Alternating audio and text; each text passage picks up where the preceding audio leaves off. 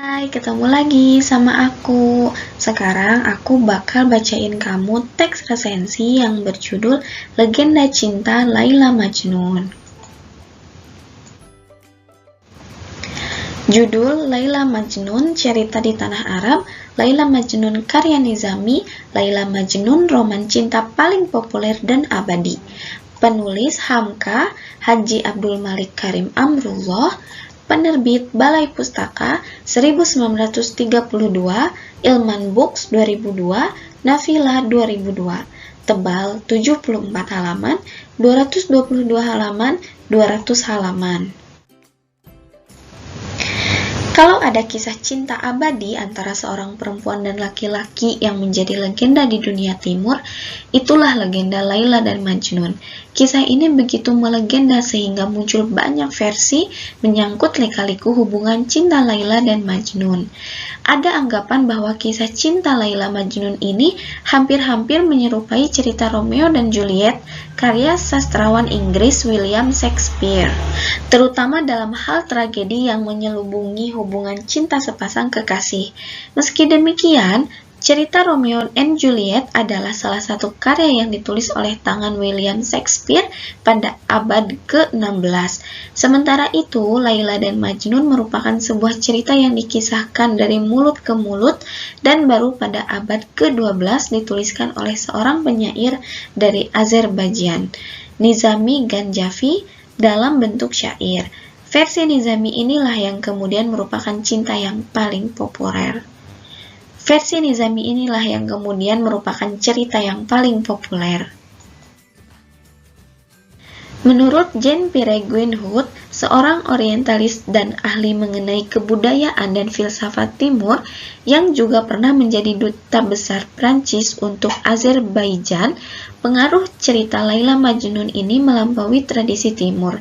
Jika melihat kembali ke masa abad pertengahan, yaitu sekitar abad ke-11-13, banyak dari karya sastra barat saat itu memiliki jejak sastra oriental yang kemudian memengaruhi karya-karya sastra seperti cerita kepahlawanan zaman abad ke-13 berjudul Tristan and Isolde yang ditulis oleh Godfrey von Strasbourg atau Dongeng Perancis. Aucassin et Nicolette. Sampai saat ini, kisah Laila Majnun merupakan cerita yang paling populer di Timur Tengah maupun Asia Tengah. Di antara bangsa-bangsa Arab, Turki, Persia, Afgan, Tajik, Kurdi, India, Pakistan, dan Azerbaijan, kepopuleran kisah ini memberi inspirasi banyak seniman, baik pelukis, pemusik, maupun pembuat film, menciptakan beragam karya seni yang menggambarkan kisah Laila dan Majnun.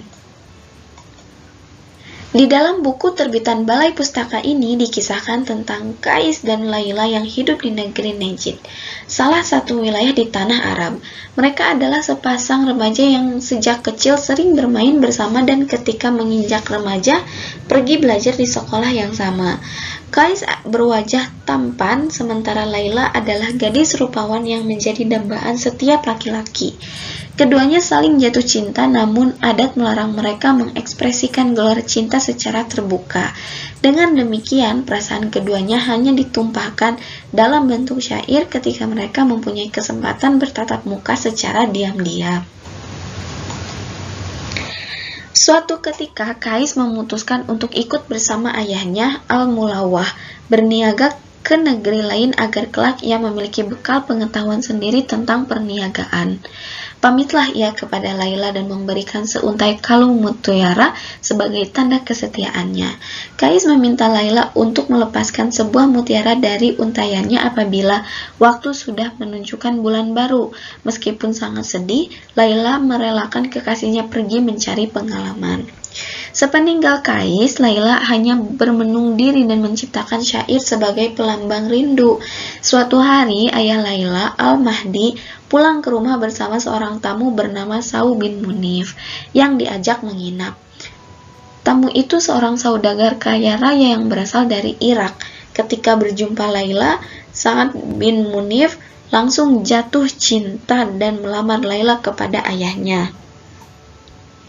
Tanpa sepengetahuan Laila, Al-Mahdi menerima lamaran tersebut karena tergiur oleh mas kawin 1000 dinar dan harta kekayaan Sa'ad bin Munif. Laila tak berdaya melawan perintah ayahnya karena adat memang menyatakan bahwa laki-laki berkuasa atas perempuan.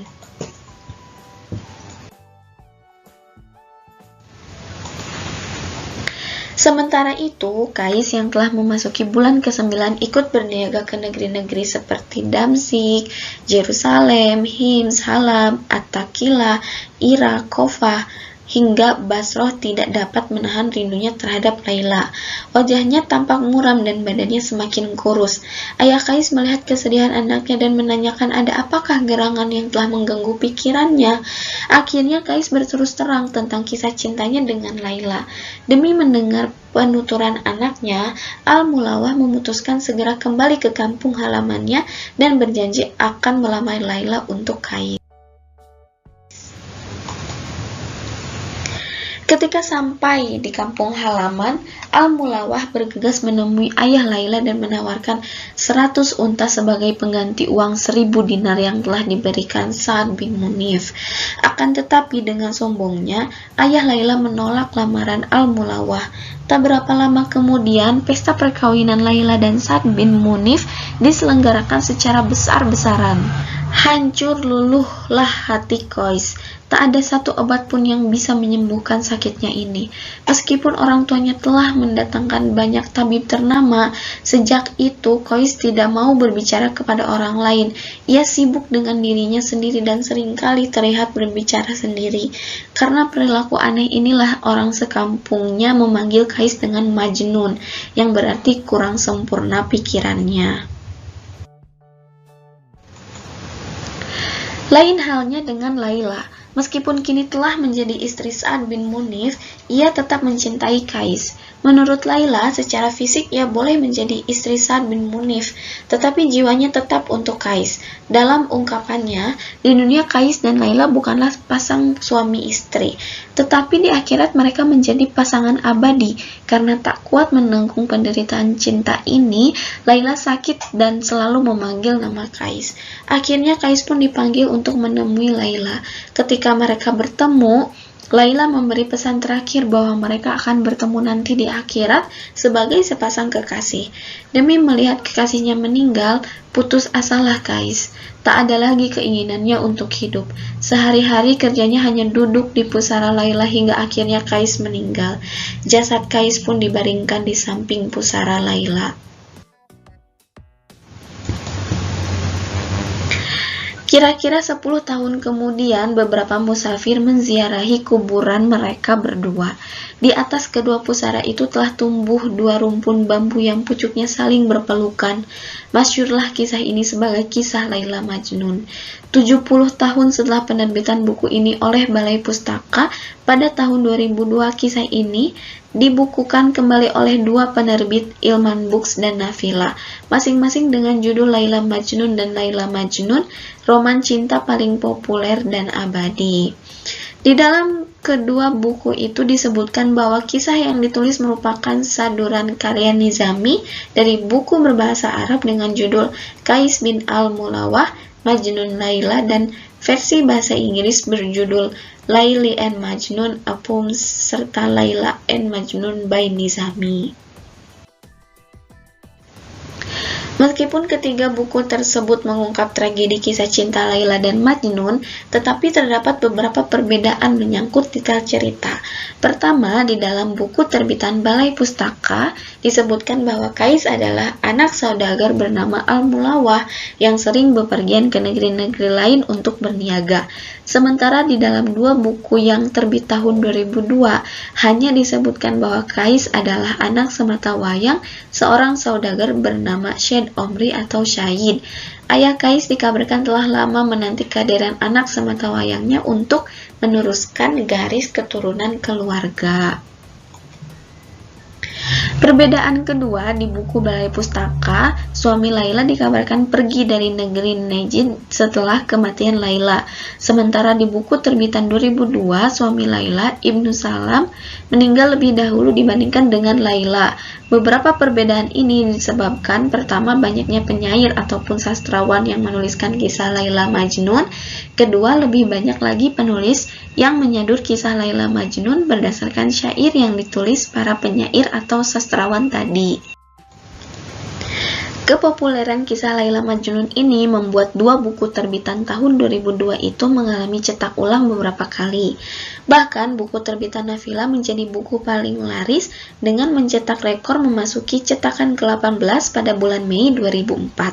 Sementara buku terbitan Ilman Books telah masuk periode cetakan ke-6 pada tahun 2004 ini. Kemasyhuran kisah Laila Majnun ini juga telah memberi inspirasi kepada sutradara kondang Indonesia, almarhum Suman Jaja, untuk membuat cerita bagi layar lebar. Pada tahun 1975, dibuatlah film berjudul Laila Majnun dengan bintang utama Rini S. Bono sebagai Laila dan Ahmad Albar sebagai Majnun.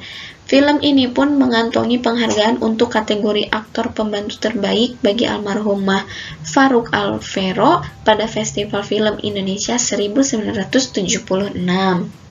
Nah, jadi itu dia teks resensi Legenda Cinta Laila dan Majnun. Jangan lupa kerjakan tugasnya dan ingat tips dari Sinta. Dah.